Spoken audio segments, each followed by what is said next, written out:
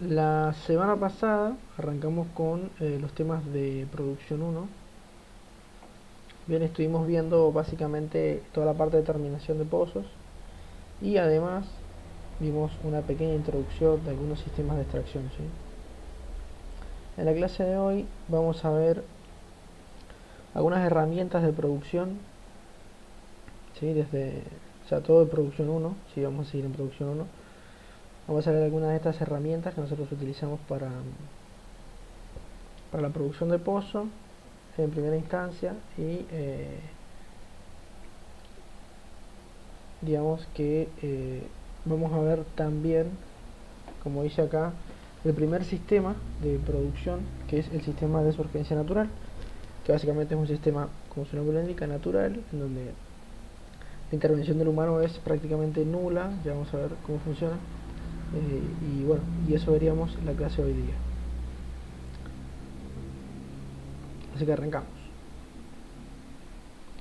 Bien, bueno, como siempre esta clase va a estar filmada y va a estar grabada y la voy a subir a YouTube. Ahí estaba verificando a ver si el sistema de grabación estaba andando, y sí, andando. Así que bueno, como siempre lo voy a subir a YouTube. Si me llegan a escuchar entrecortado todos juntos, les pido que por favor me avisen.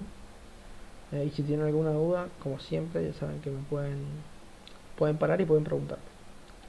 Bien, dentro de las herramientas de producción vamos a ver algunas pocas que son las más utilizadas por lo general, ¿sí? De estas herramientas de producción tenemos el tubing, ¿sí? Tal vez el nombre le suene porque es muy parecido a casing, y sí, realmente es muy parecido, ahora lo vamos a ver. Todo lo que son las varillas, las anclas de tubing y los colgadores de tubing, ¿sí? Esas serían las herramientas de producción que nosotros vamos a ver. Puede que hayan más herramientas de producción, como packer, tapones y demás, que cuando aparezcan los vamos a ir explicando de forma muy breve, pero nos vamos a centrar en estos por el momento. Bien, arrancamos entonces. Dentro del tubing, primero que nada, ¿qué es un tubing? Bueno, esto que ven acá son tubings, ¿sí? Básicamente son caños, son similares a una barra de sondeo y similares a cualquier otro tipo de caño. La función principal que presenta esta cañería es que permite extraer los fluidos de producción del pozo, es decir, yo no extraigo los fluidos de producción a través del casing, solo en muy pocos casos se hace eso. La gran mayoría de los casos, y cuando digo gran mayoría me refiero a más del 90% de los casos, ¿sí? El fluido de producción se extrae mediante el tubing, que es una cañería de producción, ¿sí? Como vemos, si bien la función principal es extraer los fluidos de producción, trae otras funciones, como por ejemplo en el caso de los sistemas de extracción artificiales, que no son los que vamos a ver hoy día, como por ejemplo, lo vimos la semana pasada, bombeo mecánico, PSP, electrosumergible. Todos esos sistemas ocupan al tubing para poder, digamos, sostener su sistema de bombeo en el subsuelo.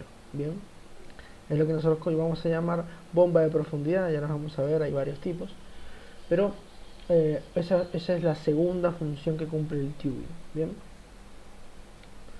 como cualquier tipo de cañería, el tubing, al igual que vimos con el casing, presenta una serie de distintas características, como puede ser, por ejemplo, la resistencia a la tracción. Bien, la resistencia a la tracción, pero en un momento acá, la resistencia a la tracción depende prácticamente, como en todos los caños, de la colada de acero, ¿sí?, con la cual se ha fabricado.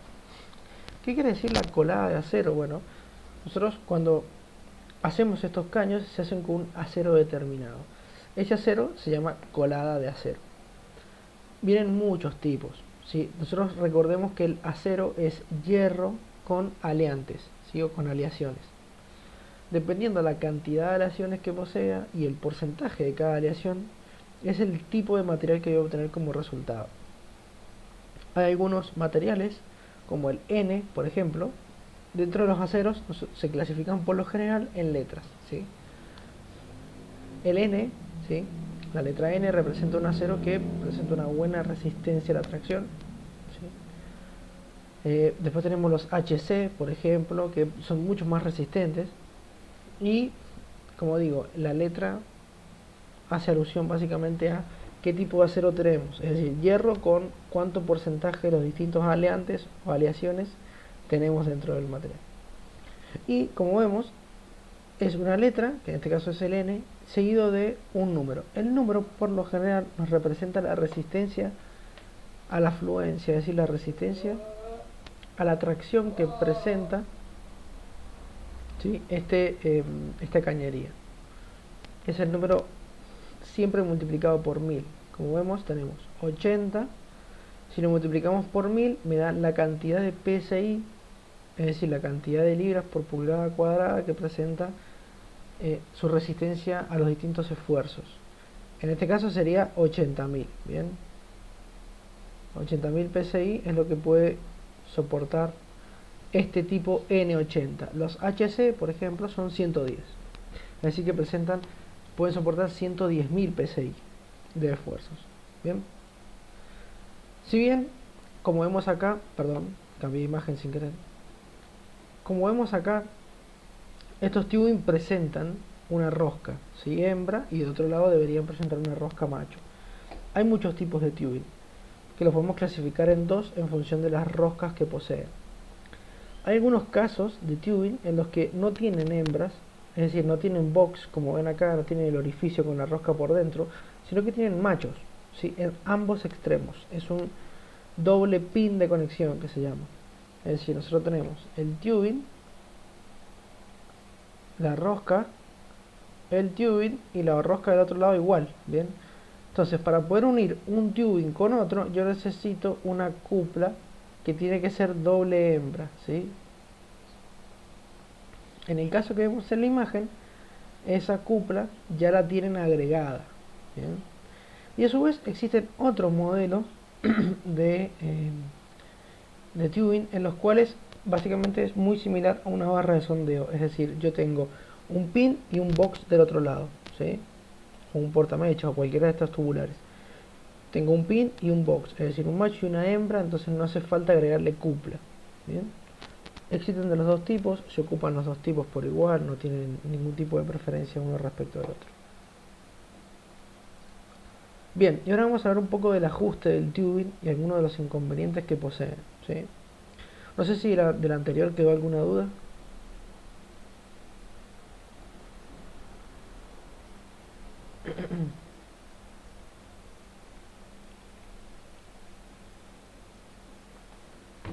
No, bueno, seguimos. Bien, para ajustar el tubing, básicamente se realiza un ajuste muy similar al que se le da a las barras de sondeo, a los casing, etcétera, etcétera, ¿sí? Esto que ven acá es una llave tipo neumática muy parecida a la llave Wilson, pero que es distinta, sirve exclusivamente para los tubing. Bien, aún así se les da ajuste de la misma manera. Se enrosca con un enroscador neumático, que muchas de estas máquinas ya lo traen incluido, ¿sí? Y una vez que el enroscador neumático, o sea, que los dos contactos del tubing hacen, perdón, que los dos espejos de la rosca, que se llama, es decir, a donde termina la rosca, hace contacto un tubing con el otro, ahí se le da torque recién. ¿Cuál es el valor máximo? O sea, ¿cuál es el valor de torque?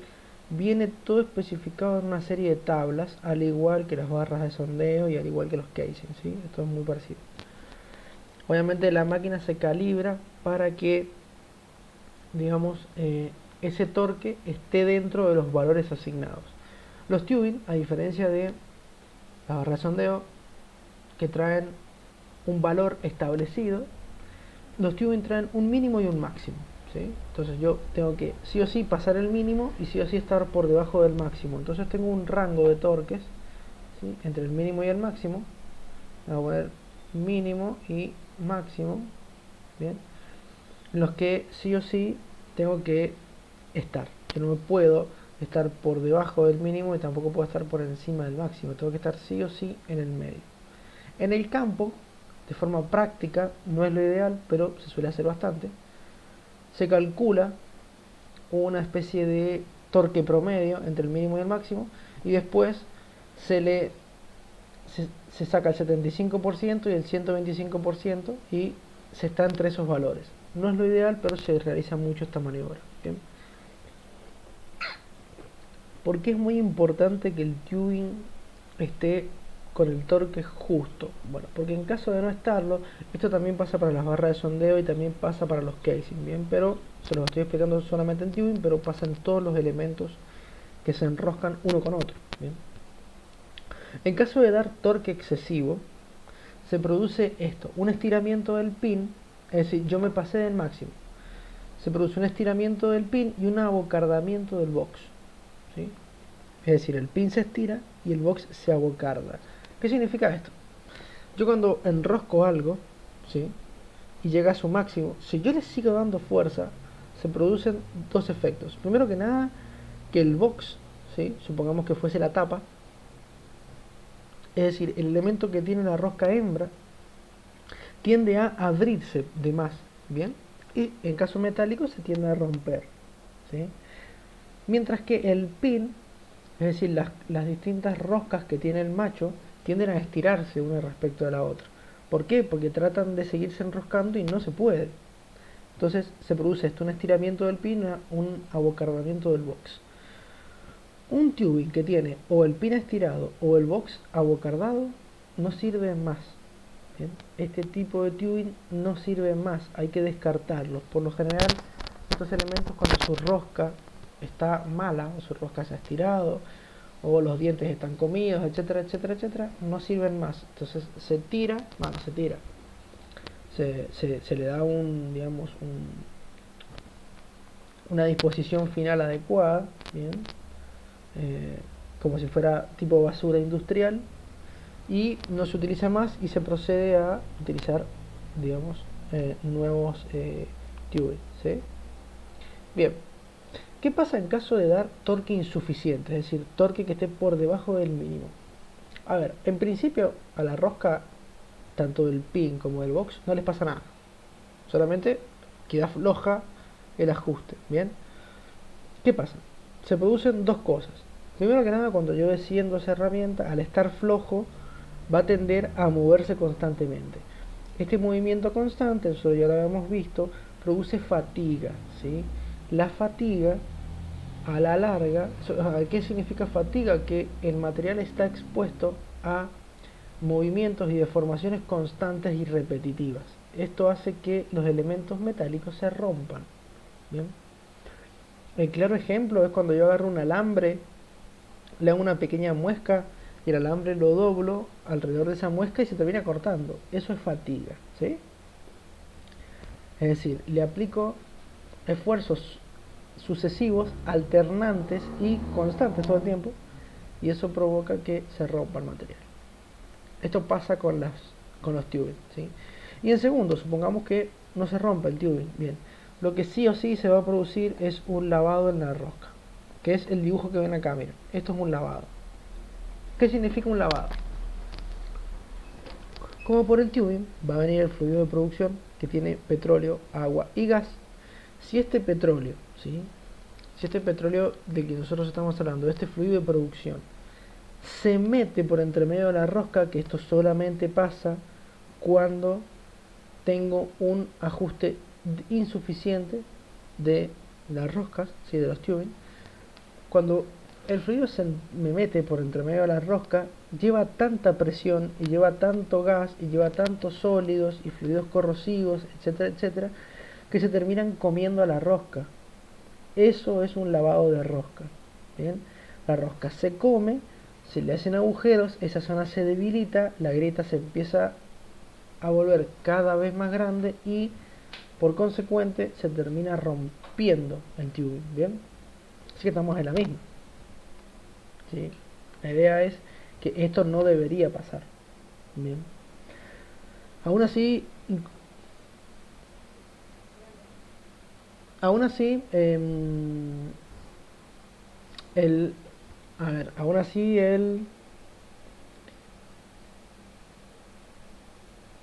disculpen, me distraje un minuto y bueno. Como les estaba comentando, aún así, si la rosca está bien enroscada, se le ha dado el torque suficiente, se puede producir el lavado de las roscas, ¿eh? Se puede meter este fluido por entre medio de las roscas y me puede comer la rosca. Para evitar esto hay dos, ¿cómo decirlo? Hay una solución en campo que es agregarle, antes de enroscar cada tubing, cada casing, cada barra de sondeo, pasa lo mismo con todas, se le agrega un poco de aceite, un poco de grasa, para que en primer lugar lubrique a la rosca a la hora de enroscarse y no se monte una encima de la otra, que no entre chueco, etcétera, etcétera. Y en segundo lugar, este aceite, esta grasa, cuando se le da torque, me sella herméticamente toda la rosca y no deja que ingrese fluido, ¿sí? ¿Alguna duda respecto del tubing, sus roscas, cómo enroscarlo, etcétera, etcétera?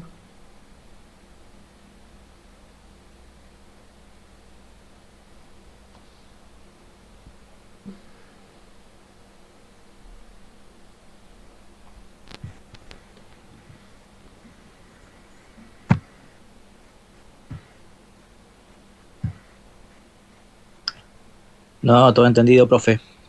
Bien, buenísimo. Bueno, recuerden que si tienen dudas me paran, no hay problema con eso. ¿Cómo voy a seguir? Yo iba a preguntarle si esas roscas llevaban un tipo de O-ring, pero ya claro con el tema del aceite que le ponen. Claro, sí, el O-ring, vamos a ver que mucho en las roscas no se utiliza, porque tenemos este aceite, esta grasa que me permite a mí la hermeticidad. El O-ring por lo general se utiliza en los cabezales de producción, básicamente en todos los elementos que no tengan rosca, por ejemplo las bridas, vieron estos elementos que yo, digamos, tengo este elemento y el otro elemento que es igual enfrentado, que sería una especie de brida, acá se le ponen unos bulones, etcétera, etcétera. Esto sí tiene un O-ring, ¿bien? Porque yo no le puedo poner aceite para evitar o para lograr hermeticidad, ¿sí? Así que sí o sí, a eso sí le tengo que poner un O-ring, pero a las roscas no, a las roscas no hace falta.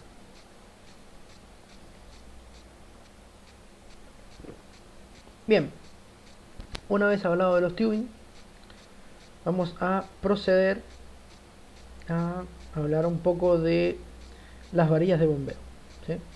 Bien, ¿qué es una varilla de bombeo? Fácil, es un elemento macizo, como el que ven acá en la imagen, ¿sí? Esperen que mueva esto un poquito.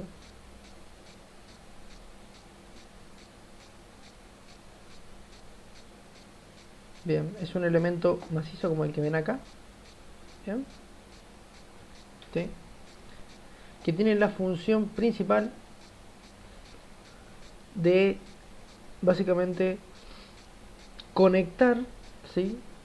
O transmitir la potencia desde el equipo de superficie hacia la bomba que yo tengo abajo. A ver, supongo que ustedes, o en su gran mayoría, conocen el famoso guanaco de producción, que es el que vamos a ver ahora.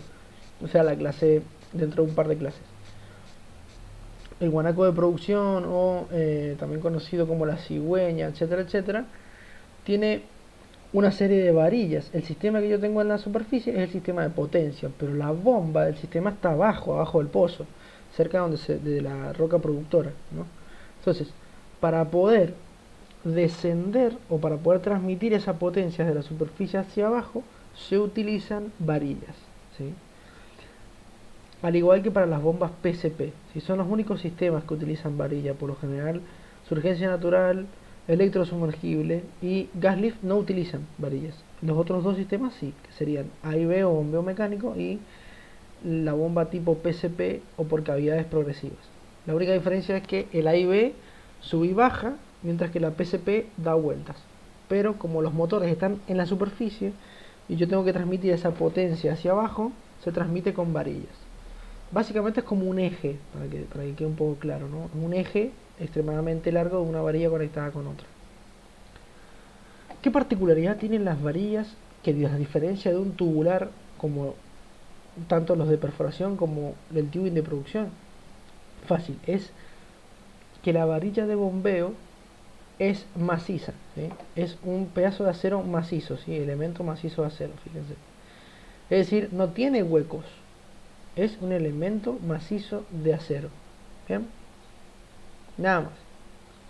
Fíjense que al igual que los tubing y al igual que los casing, solamente tiene doble macho, ¿sí? Tiene un macho de un extremo y el mismo macho del otro extremo, ¿sí? ¿Cómo hago para conectar una con el otro? A través de estos elementos que son las cuplas de varilla, ¿bien? Nada más. Fíjense que es una doble hembra, o sea, de este lado tiene el agujero para que ingrese el macho y del otro lado es igual, ¿sí? No tiene gran diferencia, son iguales. Bien, al igual, bueno, antes de seguir quiero comentarles algunas partes importantes de lo que sería una varilla. En primer lugar, tenemos acá la rosca, evidentemente, ¿sí? Elemento importante dentro de todos los elementos o herramientas que nosotros tenemos en campo, tanto para perforación como para producción. Si la herramienta tiene rosca, la rosca es siempre algo que hay que cuidarlo mucho, ¿sí? Es algo que, inclusive cuando llegan al pozo las varillas, cada varilla viene con un protector de rosca, básicamente es como una tapa plástica que protege la rosca. Hay que tener en cuenta que siempre las roscas son elementos muy frágiles, entonces suelen ser el elemento fusible de la herramienta, es decir, lo que se rompe primero. Bien, por eso hay que protegerlas mucho. Bueno, tiene una rosca, tiene el espejo de la rosca, fíjense, este que ustedes ven acá, que es donde va a hacer contacto esta parte de la cúpula, ¿sí? Disculpen, voy a cambiar el color porque no se ve nada. Esta parte de la cúpula va a hacer contacto con esta parte de lo que sería la varilla. Eso se conoce como espejo. En todas las roscas, cuando yo enrosco algo y hace tope con el otro, eso se llama espejo siempre. En las barras de sondeo hay espejo, en los portamechas hay espejo, en los casing hay espejo, en los tubing también y acá también. Siempre hay un espejo para una rosca. Luego tenemos, fíjense que la varilla presenta una forma cuadrangular acá, es decir, es cuadrada. Si la veo desde arriba, a esa forma es así, ¿sí? ¿Por qué tiene una forma cuadrangular? Porque ahí es donde encaja la llave para poder ajustar la varilla. ¿Bien? Simplemente es por eso, no tiene gran complicación. Después tenemos un pequeño cabezal que en la jerga petrolera se conoce como cebollín o cebolla. ¿Bien? Tiene una forma, si yo la veo de costado, tiene esta forma que parece la forma de una cebolla. Y es allí en donde calza, fíjense en la imagen de acá abajo, es allí donde se calza el elevador de las barras de las varillas, ¿sí? Es allí donde calza el elevador. Así como teníamos un elevador para barras de sondeo, un elevador para portamechas y un elevador para casing, también hay elevadores para tubing y elevadores para varillas. Cambian su tamaño en función del elemento que tengan que levantar. Y ya después tenemos el cuerpo de la varilla, que es este, digamos. Cuerpo uniforme, circular, cilíndrico, perdón, que no presenta ninguna, digamos, ninguna otra característica importante, solamente el cuerpo. Y obviamente del otro extremo tenemos lo mismo que acá. Son iguales las varillas de los dos extremos. ¿Sí? Bien. Así como los tubing presentan una serie de torques a los cuales yo los voy a exponer, estos elementos, como las varillas, es decir, también, ¿sí? En primer lugar, las varillas se enroscan con una llave que es similar a la llave Wilson, ¿sí? Pero es una llave para varillas especial. En caso de no tenerlos, se puede ajustar a mano, no hay problema, pero a veces es medio difícil llegar al torque necesario. Por eso siempre es conveniente tener una llave hidráulica. ¿Bien? Y a diferencia de los tubulares que hemos estado viendo, la varilla no presenta, ¿sí? No presenta, como decir, no presenta una tabla con los posibles torques, sino que las varillas vienen con una planchuela, ¿sí? Una especie de plantilla, acá plantilla con marcas, bien, y son estas que ven acá, fíjense, ¿no? Estas plantillas son, por ejemplo, estas dos de arriba pertenecen al mismo fabricante y vienen con las mismas varillas. Fíjense que tenemos espacios para varillas de 1 pulgada, que sería esto de diámetro, después acá para 5 cuartos de pulgada, después para 7 octavos de pulgada, acá para 1 pulgada y 1/4 si no me equivoco, y acá para 5 octavos de pulgada. Bien, No sé si notan la diferencia. Sí, acá era 3/4, perdón. Esta de acá es de 3/4. Eso quiere decir que esta plantilla yo la voy a ocupar dependiendo, en primer lugar, qué barra. Esta plantilla, perdón, la voy a ocupar dependiendo de qué varilla es la que yo tenga. Si yo tengo una varilla de 1 pulgada, ocupo la de el espacio de 1 pulgada para poder medir. Ahora les explico cómo se mide. Bien, si yo tengo la de 5 octavos, ocuparé la de 5 octavos. Si yo tengo la de 1/4, 1 1/4, ocuparé la de 1 1/4, ¿sí? Eso varía dependiendo de la varilla que yo tenga, ¿sí? A su vez, a su vez, también depende, también depende de si la varilla la he ocupado antes o si no la he ocupado antes. Fíjense que acá, no sé si se alcanza a ver, pero esta plantilla dice primer armado, acá, mientras que la de abajo dice rearmado. Fíjense acá, ¿sí? Rearmado. ¿Por qué? Porque no es el mismo el torque que yo le doy a una varilla nueva, que no la he ocupado nunca, al torque que le doy a esa varilla cuando ya la ocupé una vez al menos, ¿sí? Las varillas, cuando se estrenan, la primera vez que se usan, necesitan un torque adicional. ¿Bien? ¿Para qué? Básicamente para poder afianzar las roscas y darle una especie de digamos, una especie de estiramiento que necesita la rosca, etcétera, etcétera. Pero eh, tengan en cuenta que a la hora de armarlo la primera vez, y si la varilla es nueva, necesito ocupar una plantilla, y si la varilla es usada, aunque sea una vez, no importa, tengo que utilizar el rearmado siempre. ¿Bien? Perfecto. Ahora, ¿cómo se hace para ajustar estas varillas? Muy simple. Fíjense en el dibujito este que tenemos acá. Bien. Lo primero que se hace, lo que le voy a explicar es una maniobra de campo que parece media burda, pero realmente se hace así, no tiene grandes complicaciones. Fíjense, esto que les estoy marcando ahora es la cupla, mientras que esto de acá arriba sería la barra o la varilla de sondeo. Perdón, la varilla, ¿sí? La varilla. Bien.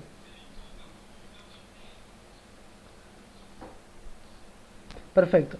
Lo primero que se hace es hacer una marca con una pequeña tiza, un pequeño lápiz blanco o algo, o inclusive corrector, algo que se note, una línea recta, ¿bien? Que atraviese la... o sea, tanto que me marque la cupla como también que me marque, digamos, el espejo de la rosca de la varilla, ¿sí?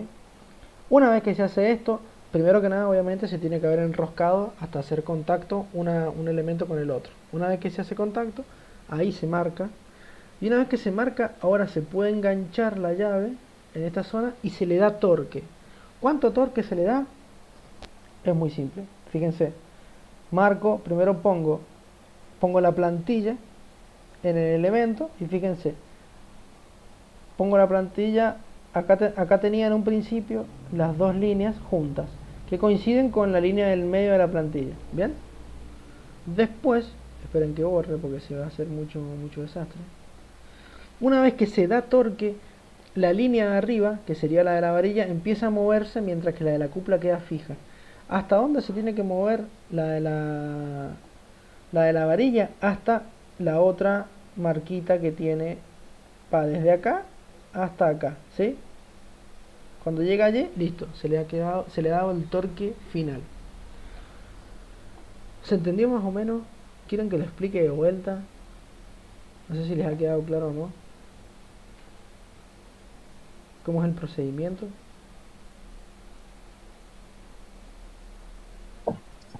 Sí, profe, ¿puede explicar de vuelta Bien, lo último? sí, miren, me voy a ir a la última, todavía no terminamos, pero me voy a ir a la última para hacer un dibujito y poder explicarlo mejor. Esto que les estoy dibujando acá es la cupla de la varilla, ¿sí? Y esto que tenemos por encima de la cupla es parte de la varilla, ¿bien? Entonces, una vez que se enrosca y hace en contacto, la gente del campo le hace una pequeña muesca, así. O sea, le hace una marquita acá. Entonces, esta marquita en realidad está dividida. Esta parte pertenece a la cupla, a la varilla, mientras esta parte pertenece a la cupla, ¿sí? Bien. Una vez que se hizo la marquita, viene otra persona y acá pone la plantilla esa que yo les menciono con la marca del medio de la plantilla que coincida con esto, ¿sí? Bien. Además, esta plantilla tiene otra marca acá, ¿sí? Que es hasta donde yo le tengo que dar torque. Entonces, cuando la llave que va puesta acá empieza a moverse para este lado, ¿sí? Esta marquita verde se va a mover, se va a hacer en celeste, se va a mover hasta acá, por ejemplo.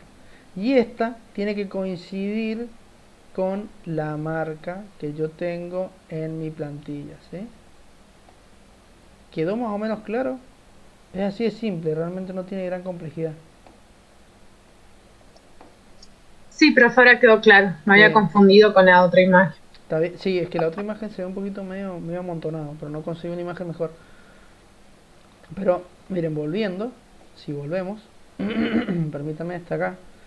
Fíjense las plantillas, ahora voy a agrandar un poco la imagen para que lo puedan ver.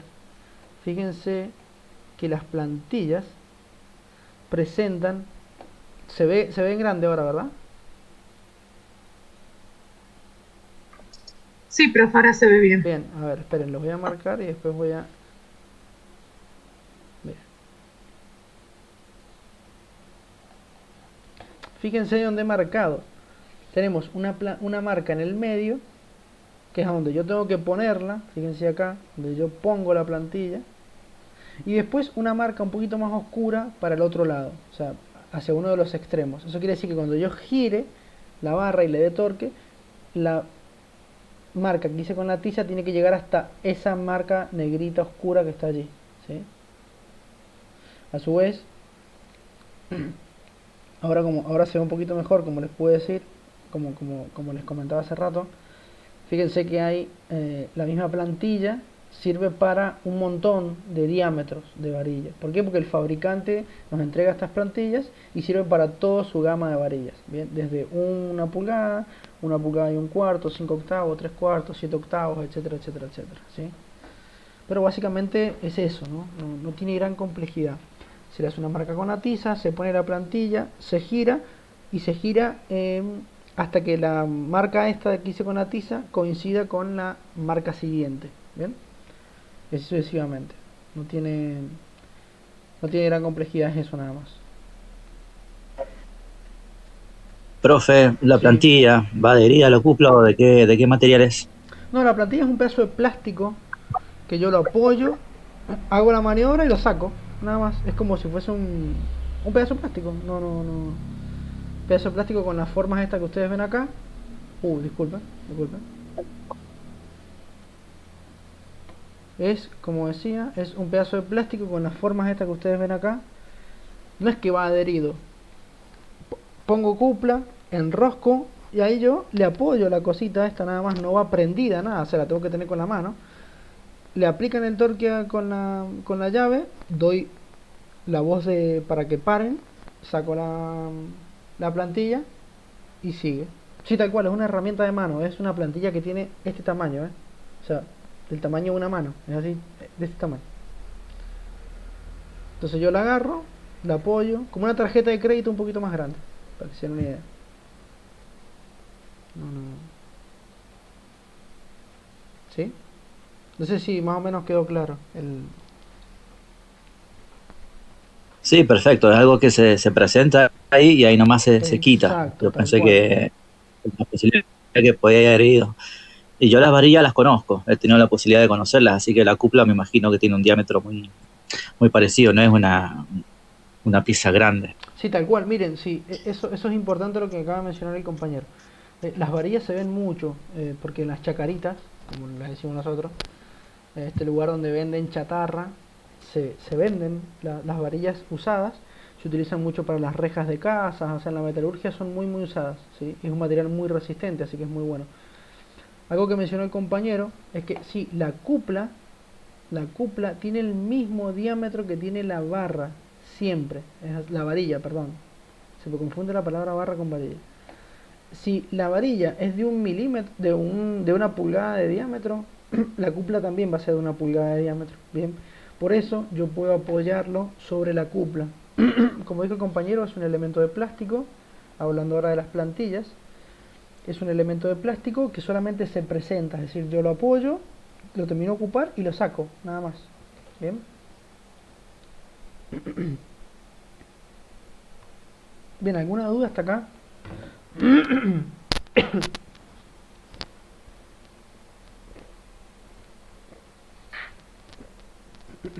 Bien, nada, seguimos entonces.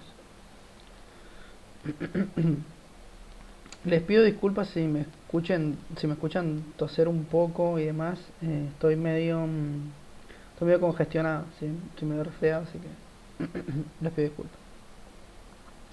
Bien, vamos a ver ahora algunas roturas dentro de las varillas. Por cierto, antes de seguir, la clase está por finalizar, así que cuando se corte, obviamente que los espero de nuevo en la, digamos, en la siguiente reunión. Bien, dentro de las varillas, como cualquier elemento, digamos que está sometido a un esfuerzo determinado, las varillas se rompen, ¿sí? Es bastante común ver roturas de varillas, más común de lo que debería ser. Dentro de las roturas de varilla hay dos tipos de posibles roturas. Las roturas se pueden presentar tanto en el cuerpo como en la cupla, ¿sí? O en la rosca. Y estos tipos de roturas son prácticamente dos: rotura por fatiga y rotura por tracción. Bien. ¿En qué consiste la rotura?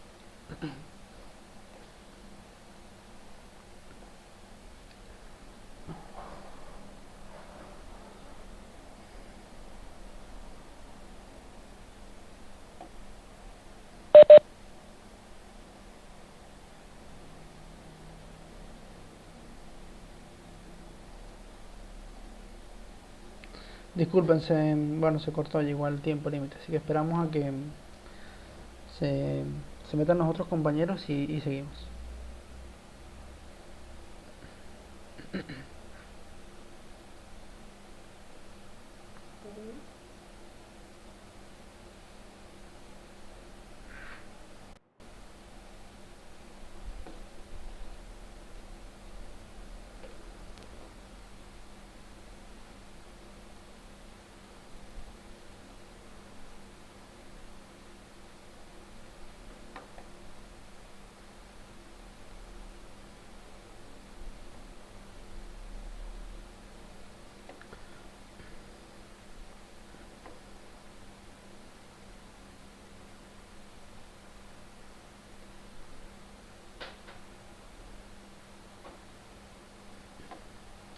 Bueno, como les estaba comentando, básicamente la varilla tiene dos grandes grupos de roturas, roturas que son bastante comunes dentro de las varillas. Estas roturas son roturas por fatiga y roturas por tracción. Cuando hablamos de rotura por fatiga, estamos hablando de una especie de rotura que se presenta básicamente cuando el material tiene una pequeña muesca, un pequeño detalle, un pequeño golpe, ¿sí? Una pequeña fisura, y debido a que la varilla está expuesta a movimientos alternantes, principalmente en los sistemas A y B, en donde el conjunto de varillas asciende, después desciende, después asciende nuevamente, después desciende, después asciende, y así sucesivamente, ¿sí? Eso es sin duda un movimiento alternante. Cuando tenemos esta serie de movimientos, la varilla es muy probable que presente zonas de fatiga. ¿Qué hace la fatiga? La fatiga, estas pequeñas fisuras que se presentan en el cuerpo de la varilla, sirve para concentrar todos esos esfuerzos, para concentrar las tensiones, y esa concentración de tensiones termina rompiendo la varilla, ¿bien? Es decir, nosotros empezamos con una pequeña grieta, como vemos acá, ¿sí? Esperen, voy a cambiar de color. Una pequeña grieta, ¿sí? Esta grieta se empieza a agrandar, y cuando quiero cortar, me cortó toda la varilla. ¿Cómo distingo una rotura por varilla? Porque se presenta de esta manera, ¿sí? Una rotura por fatiga. Se presenta de la manera como la vemos allí, ¿sí? Básicamente no tenemos ninguna deformación, ¿sí? Y es muy probable que lo que yo vea es que he tenido una grieta en esta zona, la grieta se expandió y se terminó rompiendo, ¿sí? Todo el material al final. ¿Bien? Fíjense que presenta por lo general estos pequeños sobrantes de material en las zonas rotas. Esto es muy característico de las roturas de fatiga, ¿bien? Muy característico. Esto se debe a que, como vemos acá, nosotros tenemos una línea de rotura que sería esta, ¿no? La línea totalmente transversal al cuerpo de la herramienta, pero cuando llega o cuando la herramienta presenta una gran debilidad, digamos, esos esfuerzos se desvían y me terminan rompiendo todo el material como se ve allí en la figura. ¿Cómo evito las roturas por fatiga? Muy simple, tengo que evitar que mi herramienta, es decir, la varilla, tenga piquetes, tenga abolladuras, tenga maltratos por el uso, etcétera, etcétera. Es por eso que cuando yo transporto las varillas se transportan en cajones, todo el conjunto de varillas va asunchado, es decir, va asegurado para evitar el contacto de una varilla con la otra o que se golpeen entre sí. Las roscas llevan protectores de roscas, etcétera, etcétera, etcétera. ¿Sí? Es decir, se la transporta de forma segura, y no solamente segura, sino que también de la forma adecuada, para evitar cualquier posible golpe o cualquier posible fisura que, como yo sé que la voy a tener expuesta a esfuerzos alternantes continuos, ¿bien?, me produzcan fatiga. ¿Sí? Y luego tenemos el otro tipo de roturas, que es la rotura por tracción. La rotura por tracción se da básicamente cuando yo he sobreexigido al material. Es decir, yo le he puesto una tracción, una tensión mayor de la que soportaba la varilla y por lo tanto se rompe. Así de simple. ¿Cómo me doy cuenta que tengo una rotura por tracción? Por esto, fíjense. Es lo que se conoce como la rotura de copa, ¿bien? Porque el elemento cuando se rompe presenta forma de copa, ¿sí? Tanto en una parte como en la otra, una copa invertida en el otro lado, ¿sí? Esto se debe a que el material yo lo estiro, es decir, yo le aplico mayor tensión de la que soporta, el material tiende a estirarse en la zona donde se va a romper, y cuando la sección es tan chica como para soportar ese esfuerzo, se corta directamente. ¿Bien? Entonces se presenta así, como ven acá. ¿Bien? ¿Cómo evito que se produzcan este tipo de roturas por tracción? Muy simple también. Pongo varillas que sé que van a soportar los esfuerzos a los cuales yo las voy a exigir, ¿sí? Es decir, si yo tengo un esfuerzo que yo lo calculé con anterioridad y sé que voy a tener un esfuerzo, por ejemplo, de 90.000 psi, no le voy a poner una varilla que soporta hasta los 80.000, porque se me va a romper. Es sentido común, ¿sí? ¿No? Tengo que ponerle una de 110.000 por las dudas, ¿sí? Es más, a veces cuando uno calcula, que ese es trabajo de los ingenieros, pero se los comento, cuando uno calcula, digamos, el tema de las varillas y los sistemas de producción, es importante también calcular con un pequeño excedente siempre. ¿Para qué? Por las dudas, ¿sí? Porque tal vez yo no sé, y supongamos que mi varilla soporta 110.000 PSI, ¿bien?, de esfuerzos, y yo en el pozo he calculado que tengo 100.000 nada más, es decir que tengo un margen de 10.000. Si a mí se me llega a quedar atorada la varilla por cualquier motivo, es muy probable que se me rompa. Para evitar estos casos es importante siempre sobredimensionar, que se dice. Es decir, si yo dimensiono para 110.000, bueno, le pongo una que soporte más, ¿sí? Por las dudas, simplemente por las dudas. ¿Tienen alguna pregunta respecto de las roturas de varillas antes de que sigamos?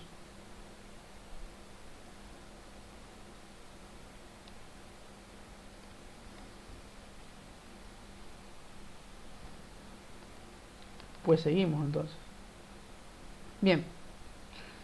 Otra de las herramientas bastante importantes dentro de lo que sería las herramientas de producción, tenemos las famosas anclas de tubing. ¿Qué es un ancla de tubing? Bueno, ahora se los comento. Bueno, como su nombre lo indica, primero que nada, un ancla tiene la función, evidentemente, de anclar un sistema, ¿sí? Es decir, es como un ancla de barco, ¿no? No tiene otra finalidad. Hace que el elemento que está anclando se mantenga quieto. Es eso nada más, ¿sí? ¿Por qué yo necesito que el tubing se mantenga quieto? ¿Qué es lo que me mueve el tubing? Bueno, muy simple, miren. Yo tengo un tubing, ¿sí? Perdón, un casing. Un casing. Disculpen, estoy dibujando medio mal. Entonces yo tengo un casing, como el que voy a dibujar ahora. Y dentro del casing tengo un tubing, obviamente, ¿sí? Por el cual yo voy a producir. Y supongamos que lo que yo estoy produciendo, ¿sí? El sistema productor mío, que está acá abajo, es una bomba de bombeo mecánico, una cigüeña, como la que hemos visto siempre, en que les comento que se ve en el campo. Esta cigüeña tiene un movimiento alternante vertical, es decir, va hacia arriba, va hacia abajo, va hacia arriba, va hacia abajo, etc. Y existe algo que se llama inercia, ¿sí? ¿Qué es la inercia? Creo que ya se los he comentado. Imagínense andando en un colectivo, en un autobús, en un, no sé cómo le llamarán, si hay gente de otros lugares, un micro, un colectivo, y voy parado y este vehículo decide detener de forma brusca la marcha, entonces yo, por inercia, sigo con el mismo movimiento con el que venía. Eso pasa en el sistema de perforación con los tubing. Si el tubing no está fijo a algo, el tubing va a subir y va a bajar junto con el sistema de perforación, junto con el sistema de extracción, perdón, ¿sí? Junto con estas varillas y con la bomba. Va a subir y va a bajar. Y esto, como ya sabemos, es un movimiento que me produce fatiga, y la fatiga a la larga me produce ruptura en los materiales.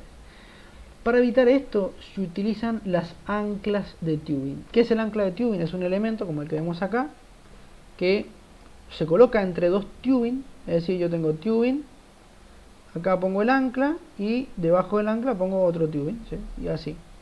Es como si fuese un tubing, pero que presenta unas modificaciones. Hay dos tipos de anclas, las anclas de tensión y las anclas de torsión. Las anclas de tensión evitan este movimiento hacia arriba y hacia abajo, mientras que las anclas de torsión evitan que el tubing gire. ¿Por qué? Bueno, porque en el sistema PCP, que ya lo vamos a ver más adelante, la bomba en vez de subir y bajar, gira. Entonces, para evitar que este giro de la bomba me arrastre al tubing y se empiece a torcer y se rompa por tracción, perdón, por torsión, es que coloco estas anclas, ¿sí? Esta que ven acá, esperen que se los remarco con rojo, esta que ven acá es un ancla de tensión y esta que ven acá es un ancla de torsión. Son muy similares, la única particularidad es que el ancla de torsión tiene unas mordazas que se encajan en el casing y evitan que el sistema gire, mientras que las otras tienen unas mordazas que se encajan al casing de otra forma y evitan que suba y baja, ¿bien? Una tiene los dientes de forma vertical, otra tiene los dientes horizontal, las mordazas, nada más, ¿bien? Fíjense, acá se ven los dientes, miren.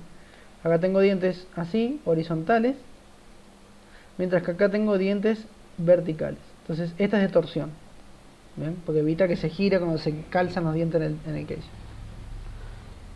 Ahora bien, hablé de unas mordazas, pero no les he dicho cómo funciona el ancla de tubing. Es muy simple. El ancla, vamos a ocupar este dibujo, vamos a suponer que esto celeste es el ancla, ¿sí? Permítanme ocupar otro color. No se ve. El amarillo voy a ocupar. El ancla es este elemento que, como dije, reemplaza a un tubing, se coloca junto con el resto de los tubing. ¿Cómo se fija el ancla y a qué se fija? Muy simple. el ancla en primer lugar se fija al casing. El casing habíamos dicho que estaba cementado, ¿se acuerdan? Por ende el casing está fijo, el casing no debería moverse. Entonces el ancla de tubing se fija al casing. Estas mordazas que tiene se clavan en el metal del casing. ¿Bien? ¿Cómo se activa el sistema? Muy simple, tiene una serie de giros hacia un lado y hacia otro que lo activan y lo desactivan. Entonces cuando empieza a girar el sistema, primero que nada tiene estos elementos que ven acá, ¿sí? Que son como unos flejes o unos fuelles que también se llaman, que básicamente van haciendo contacto con el casing a medida que lo voy bajando. Entonces cuando yo empiezo a girar el sistema, estos pequeños flejes dejan que el tubing se mantenga quieto y se empiezan a desprender las mordazas de a poquito. Se van abriendo hasta que hacen contacto con el casing. Una vez que hicieron contacto con el casing, se le suele dar peso al sistema o se lo tira para que las mordazas se encastren, y una vez que se encastraron, listo, el ancla queda fija allí. ¿Cómo hago si quiero retirar el tubing porque se rompió, por ejemplo? Y no voy a poder porque tengo el ancla. Bueno, muy fácil, el ancla se puede desenroscar en sentido contrario. O sea, si yo giro en sentido contrario, las mordazas tienden a contraerse. Hay veces que el tubing está tanto tiempo debajo sin que lo cambien junto con el ancla, y a veces producimos tanto agua o mucha cantidad de fluidos medio extraños que terminan oxidando las mordazas y no tienden, por más que yo gire, no se meten de nuevo. Es por esto que el sistema de ancla posee un libraje de seguridad.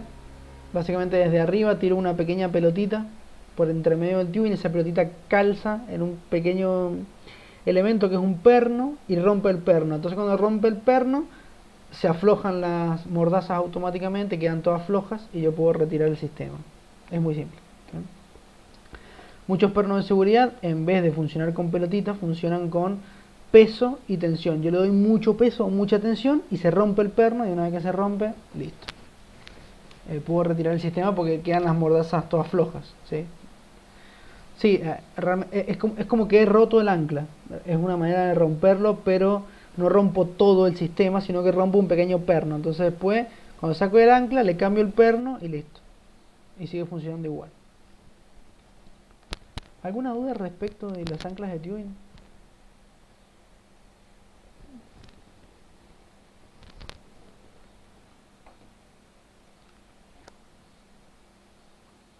Buenísimo.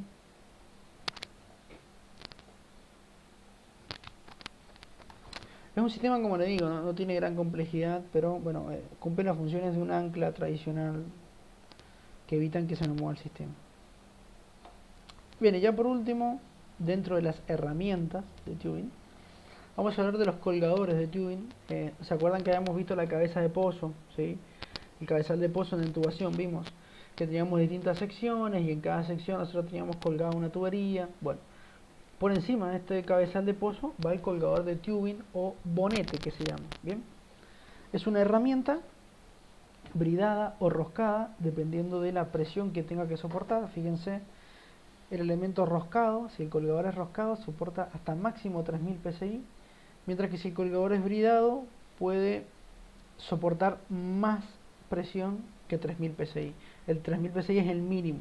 Bien, es decir, hasta 3000 ocupo roscado, por encima de 3000 ocupo bridado. ¿Sí? Fíjense, esto que está acá es roscado y este de acá abajo es bridado. ¿Cómo me doy cuenta? Y muy simple, porque acá hay una brida enorme, eso es una brida, mientras que acá no veo brida, así que por lo tanto tiene que ser a rosca sí o sí. Bien. Bueno, el colgador de tubing, su función básica es, como supongo que se imaginarán, colgar el tubing, es decir, el tubing queda fijo desde ahí y de abajo queda colgado.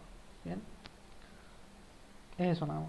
Eso es un colgador de tubing. No sé si tienen alguna duda o quieren preguntar algo, pero es eso nada más. No sirve para nada más excepto que para colgar el tubing.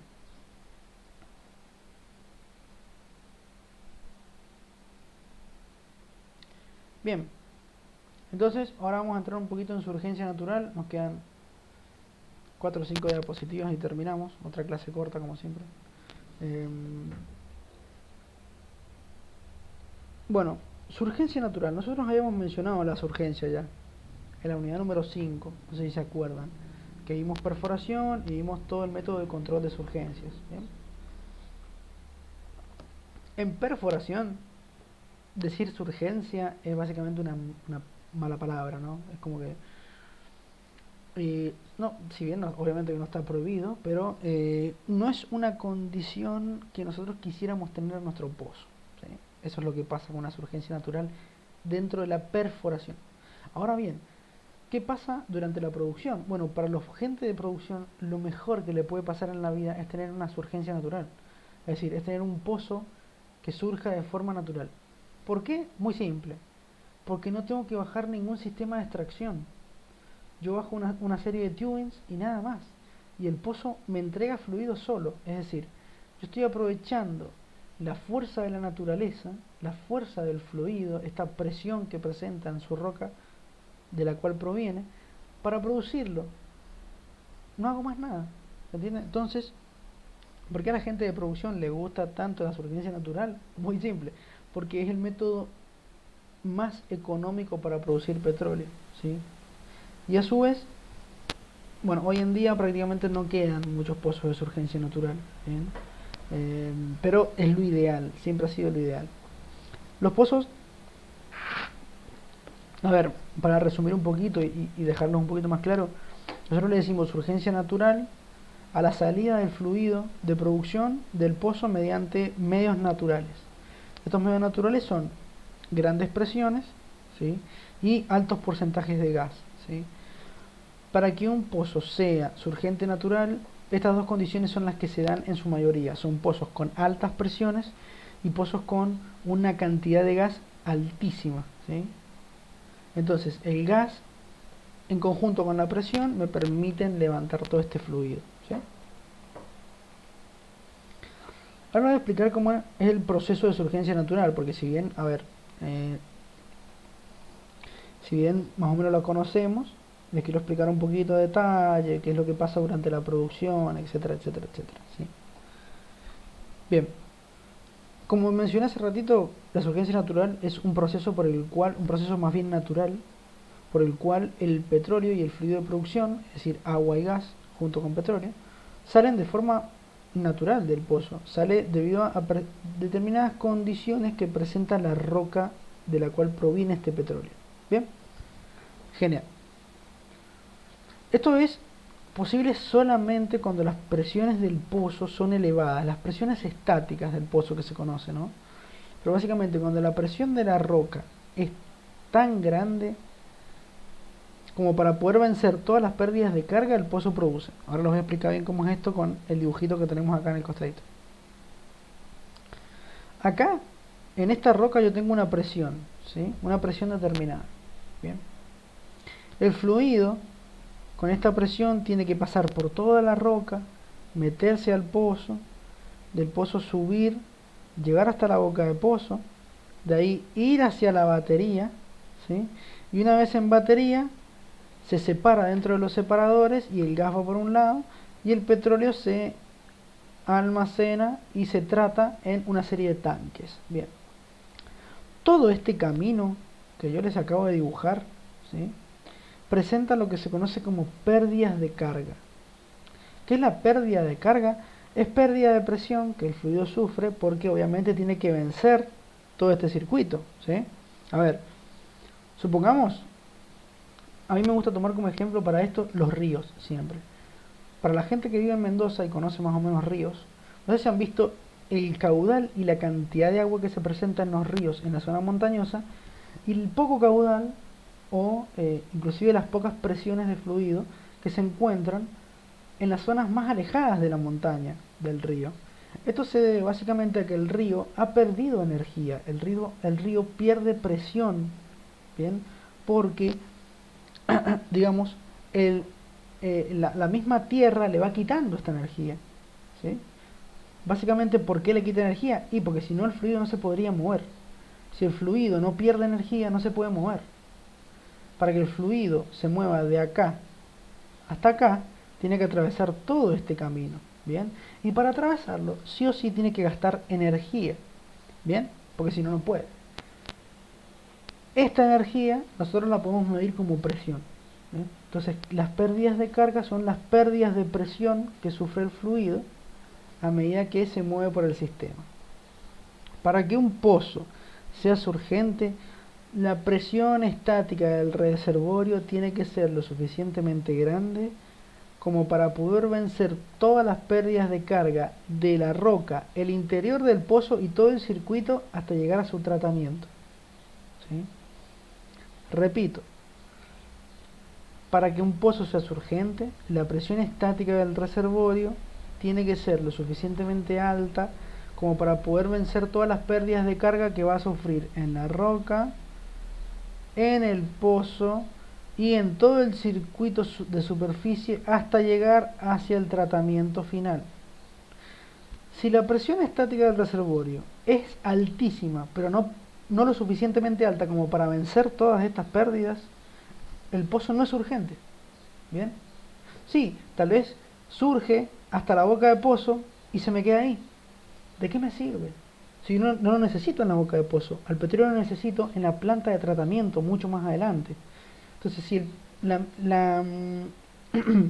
si ahí en superficie le tengo que poner una bomba para mandarlo hasta allá, directamente desciendo y bajo un equipo de fondo que me permita bombearlo y ya salga con la alta presión. Sí, porque al final el gasto es más o menos lo mismo.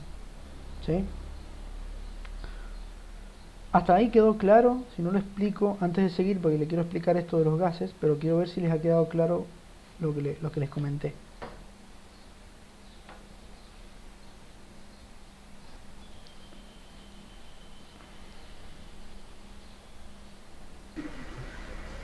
Por mi parte está claro, profe.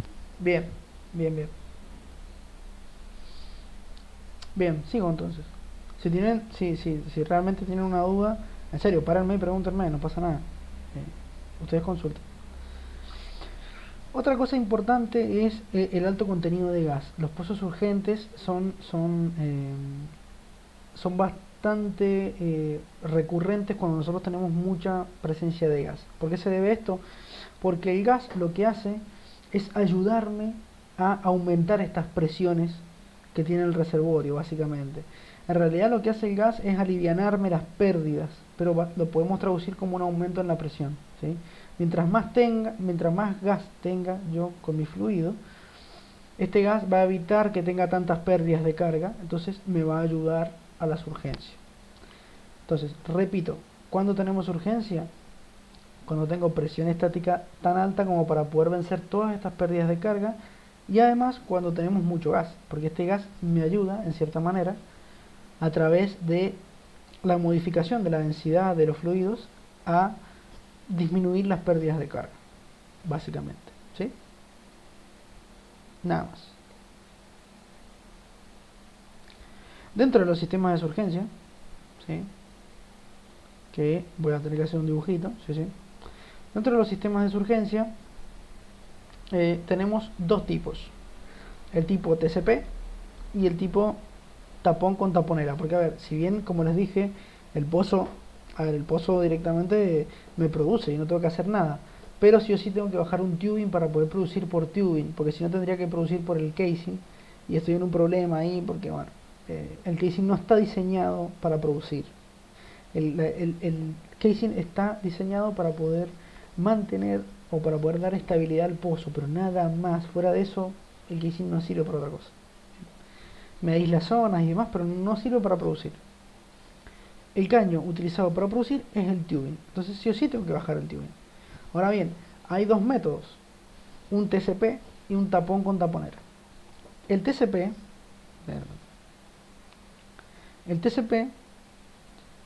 responde a las siglas de Tubing Conveyed Perforating, que básicamente es un tubing que se baja con el cañón de punzado y se rompe tubing, se rompe todo y directamente perforo por ahí. Ahora les comento bien cómo es. Miren,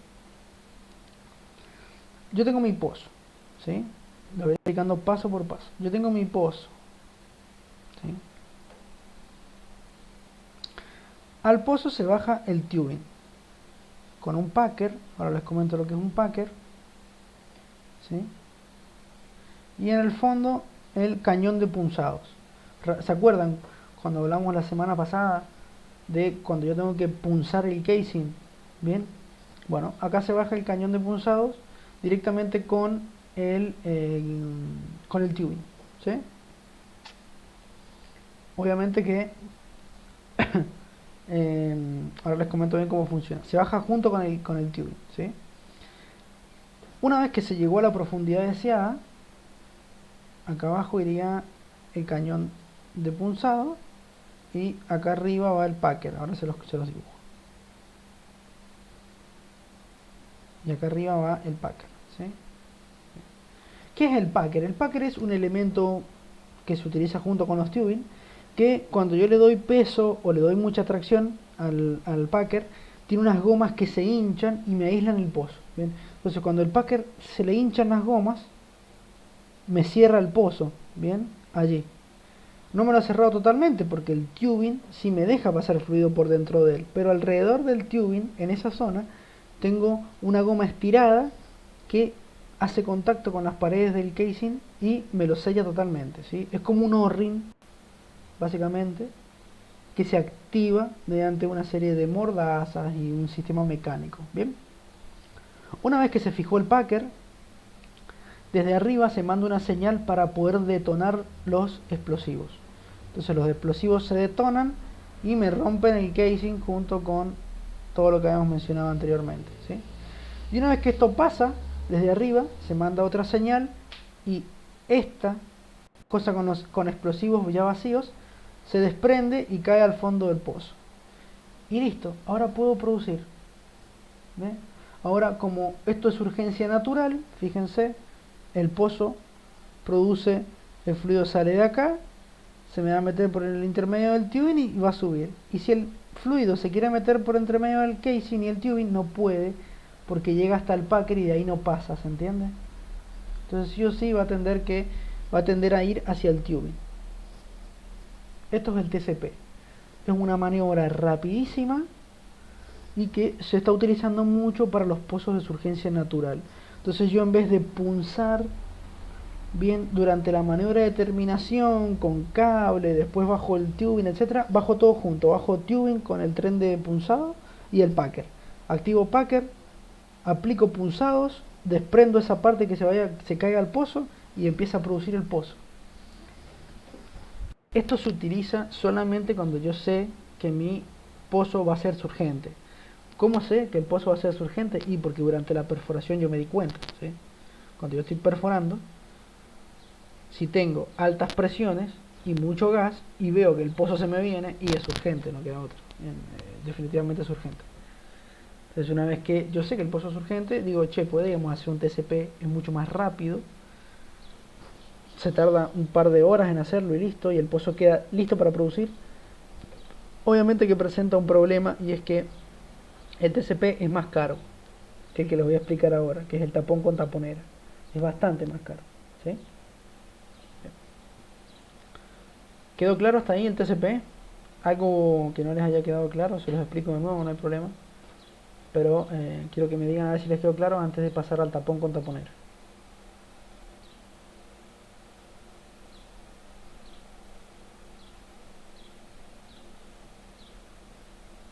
Buenísimo, buenísimo. Listo, entonces. Voy a borrar y pasamos al tapón con taponera. Bien. ¿En qué consiste el tapón con taponera? Primero que nada, fíjense, dato ahí que he resaltado, y es mucho más barato que el anterior. Eso ya dice bastante del sistema, ¿sí? Bien. El tapón con taponera, antes de avanzar, es básicamente un tapón. A ver, ¿qué diferencia tiene un packer de un tapón? Que el packer me ciega solamente el anular del pozo. Bien. No me ciega todo. Solo el anular del pozo. Mientras que el tapón me tapa todo el pozo. ¿Sí? ¿Se acuerdan esa diferencia entre las BOP anular y la BOP total? Es lo mismo, ¿sí? El packer, cuando se le hincha su goma, ¿bien?, tiene una parte interna que es donde está la herramienta que me deja pasar fluido. Es decir, el packer es hueco. El packer me deja pasar fluido por la parte interna. Mientras que el tapón, si bien tiene una herramienta allí para poder extender las gomas, funciona igual. El tapón no es hueco. El tapón es macizo, así que no me deja pasar fluido por dentro de él. Esa es la principal diferencia entre un tapón y un packer. Bien, perfecto. ¿Cómo funciona este sistema? Bien, muy simple. Nosotros tenemos el pozo nuevamente. Esperen que lo dibujen. Tenemos el pozo, sí, entubado, cementado, igual que en el caso anterior.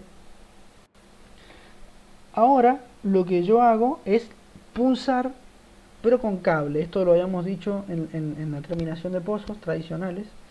Consiste en básicamente bajar con un cable mi tren de punzados, que serían las cargas. Estas cargas explotan y me hacen, ¿sí? Hacen los agujeros, y el pozo, como es urgente, va a tender a surgir. ¿Bien? Genial. Una vez hecho esta etapa, con el mismo sistema de cable se baja un tapón con taponera. Ahora les voy a comentar qué es eso. ¿Bien? Con el mismo sistema de cable bajo un tapón que se ajusta realmente no recuerdo bien cómo se ajusta o cómo se le da torque, pero es probable que con directamente una señal eléctrica el tapón se active, ¿sí? Entonces yo tengo el cuerpo del tapón, ¿sí? Que es macizo. Recuerden esto, el cuerpo del tapón es macizo. Bien, y tiene una serie de gomas que se extienden hacia los costados del pozo y evitan que el fluido que yo tenía acá punzado, el fluido ahora sube, o sea, va a subir hasta ahí nomás. De ahí no va a poder subir. A su vez, este sistema tiene un acople acá, que les voy a explicar para qué es, y es lo que se conoce como taponera. Perfecto. Una vez que el sistema se bajó, yo lo que hago es retirar el cable y ahora bajo el tubing, ¿sí? Una vez que bajo el tubing se baja y se acopla en la taponera, ¿sí? Tiene un sistema de acople especial. Entonces cuando el tubing se calza en la taponera, yo desde la superficie aplico una serie de movimientos de rotación, y ahora este cuerpo macizo del tapón se empieza a abrir y se convierte en un packer, ¿sí? Entonces me deja la parte hueca acá y el fluido ahora puede salir tranquilamente, ¿sí? Esta es la maniobra más común para la producción de un pozo por surgencia natural, ¿sí? ¿Por qué? Porque es la más barata. Últimamente se está ocupando bastante el TCP porque es mucho más práctico y, bueno, sí, gastamos más, pero es más práctico, mucho más rápido que este. Tengo muchos menos pasos, ¿sí? Luego tengo que bajar, punzar, sacar. Después tengo que bajar con el cable nuevamente el tapón, ¿sí? Mientras tanto tengo que tratar de contener el pozo porque me va a surgir. Entonces lo contengo, introduzco la herramienta con el tapón, con taponera, abro el tapón, ¿sí? Una vez que abrí el tapón, saco el cable, recién ahí desciendo el tubing, lo calzo, y recién ahí dándole unas vueltas, el tapón se convierte en packer y me deja extraer fluido. Entonces es mucho más complejo que el otro bajo, hago todo y listo, ya ni siquiera saco herramienta, porque queda todo en el fondo y ya puedo seguir produciendo. ¿Se entiende? La gran diferencia. Es decir, el mejor el TCP, el más caro el TCP, ¿sí? Es más barato el tapón con taponera. ¿Alguna duda respecto de esto que hemos estado hablando?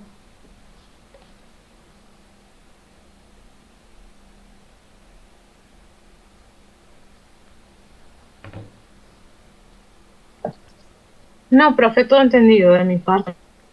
Bien, buenísimo, buenísimo. Son maniobras que no son tan complejas, ¿sí? Básicamente consiste en bajar y activar herramientas y listo, ¿sí? Aún así les pregunto por si tienen alguna duda, ¿no? Bien, bueno, ahora sigo. Me subo un mate y sigo.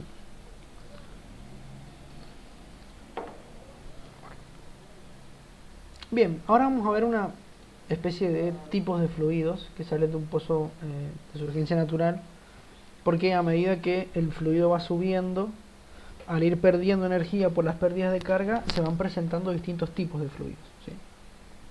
Bien, vamos a arrancar de abajo hacia arriba, que es en el sentido en el que iría el petróleo, ¿no? Va de abajo hacia arriba. Bien, lo primero que tenemos en la parte inferior, apenas el petróleo sale de los punzados es evidentemente un flujo líquido, es decir, tenemos petróleo en su gran mayoría con agua, ¿sí? Y si bien puede que tenga gas, el gas lo trae disuelto, es decir, ¿vieron las gaseosas bien frías? Que yo las abro, no le sale prácticamente gas, pero cuando lo tomo siento el gas. Bueno, es porque el gas está disuelto en el fluido. Es decir, el gas está encerrado dentro del líquido y prácticamente no aparece. ¿Bien? No se ve en el líquido, pero sí está. El gas está. A medida que va subiendo, el fluido va perdiendo presión. Debido a que pierde presión, las pequeñas burbujas de gas empiezan a aparecer. ¿Bien? Y es allí donde aparece lo que se conoce como flujo burbuja. Es decir, básicamente al disminuir esta presión que nosotros, al aumentar las pérdidas de carga, porque aumentan las pérdidas de carga, pero disminuye la presión que nosotros tenemos, ¿sí? eh, es allí entonces que empiezan a aparecer las primeras burbujas. A medida que el fluido va subiendo, cada vez hay más cantidad de gas, porque las presiones cada vez disminuyen más. Entonces, al haber más cantidad de gas, aparece lo que se llama un flujo en baches. Y acá hay un ejemplo que está bastante bueno, que es del sifón el de un sifón de soda, ¿sí? Pero en el sifón de soda, cuando se está quedando sin soda, que yo lo aprieto, ¿sí?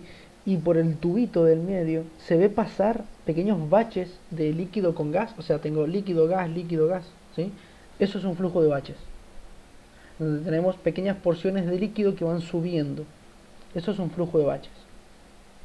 Y por último, lo que aparece es un flujo de niebla, ¿bien? Es decir, en la zona superior del pozo, como ya he perdido muchísima presión, tengo mucho más gas que líquido. Entonces tengo un alto contenido de gas y los pequeños, digamos, y se presentan algunas gotas de líquido que van suspendidas en el gas como si fuese una niebla, literal. ¿Bien? Entonces, en el fondo tengo líquido puro.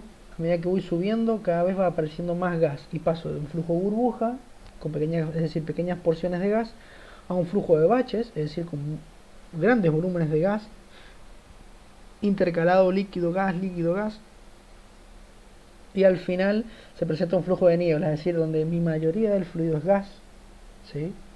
Y el poco líquido que tengo se presenta en forma de pequeñas gotas de líquido suspendidas en el gas, formando una niebla. Ahora la pregunta, ¿esto es bueno? Miren, definitivamente no es bueno, ¿sí? ¿Por qué? Porque la idea es que el gas a mí me ayude a producir y acá me está entorpeciendo toda la producción, ¿sí? Entonces, ¿de qué me sirve tener mucho gas si va a pasar esto? Bueno, fácil, es allí donde entra el trabajo del humano en decir, bueno, pará, si bien el pozo es urgente, yo lo puedo hacer producir por sí solo, tengo que tener en cuenta que a medida que pierde presión, cada vez aparece más gas y me entorpece la producción. Entonces, para que este gas no aparezca y a su vez aprovechar al gas, es lo que el humano ha decidido llamar una instalación de boca de pozo de surgencia o Christmas tree, que para los que no sepan inglés significa árbol de Navidad. Sí, ese es el nombre que le dieron los estadounidenses y se llama así, árbol de Navidad. Todo el mundo lo conoce como arbolito acá también, pero es un Christmas tree, ¿sí?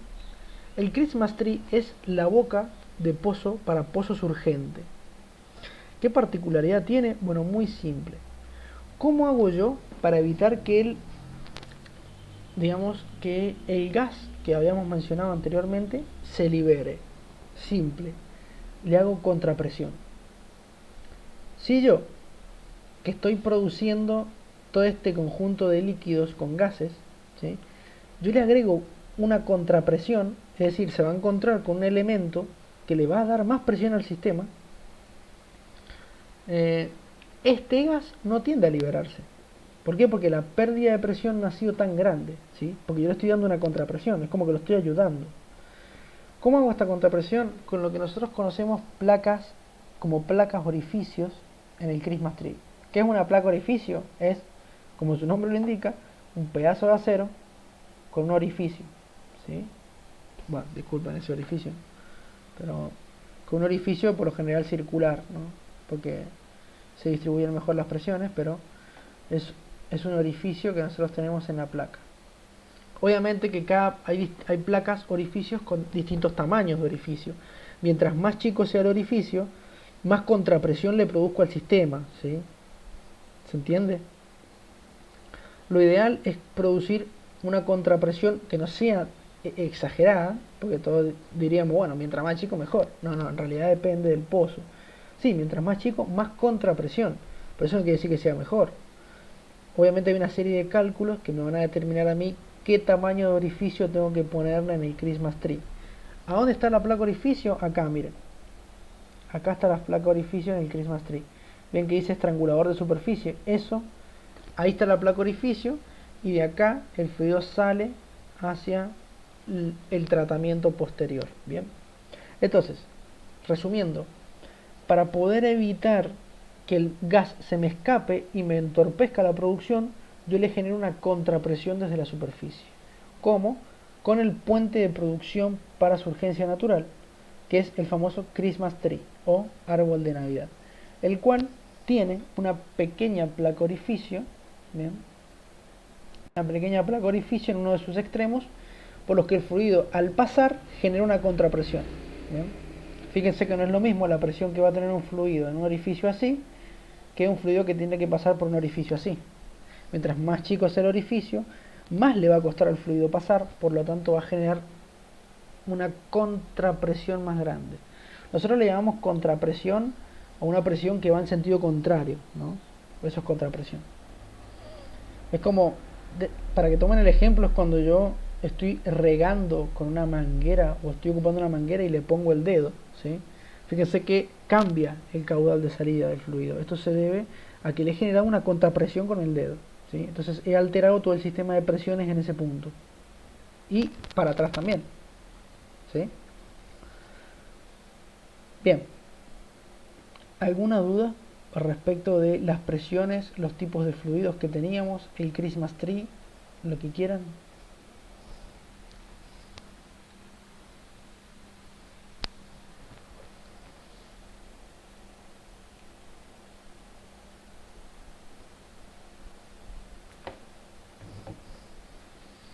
Bien.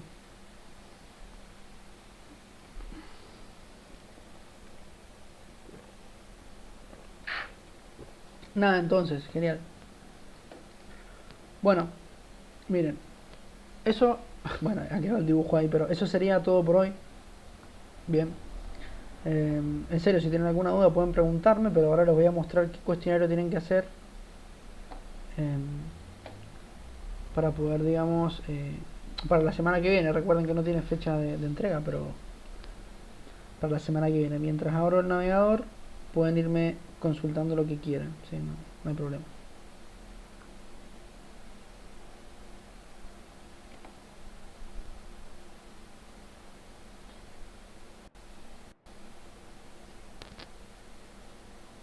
Bueno, lo que tienen que hacer es este cuestionario, donde tienen la unidad 7. ¿Sí? Acá, cuestionario 9, unidad 7 de herramientas de producción de urgencia. Y les recomiendo que vean, yo no se los pongo acá porque prácticamente es imposible mostrarles un video, seguramente se corta la conexión, es un desastre. Pero vean este video, está muy bueno. Es un video de cómo se arma una boca de surgencia. Bastante práctico, bastante útil, y es probable que así vean el tema de la placa orificio y demás.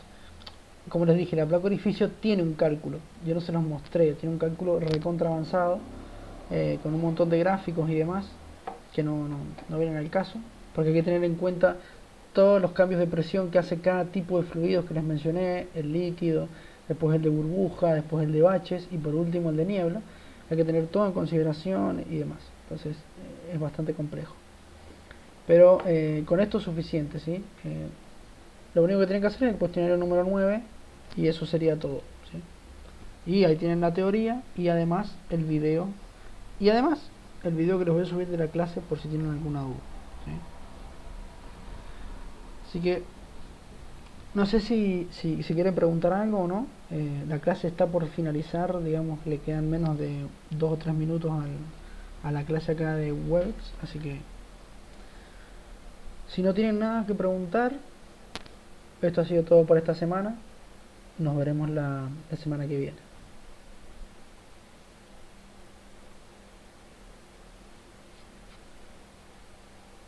Ha sido una clase corta hoy.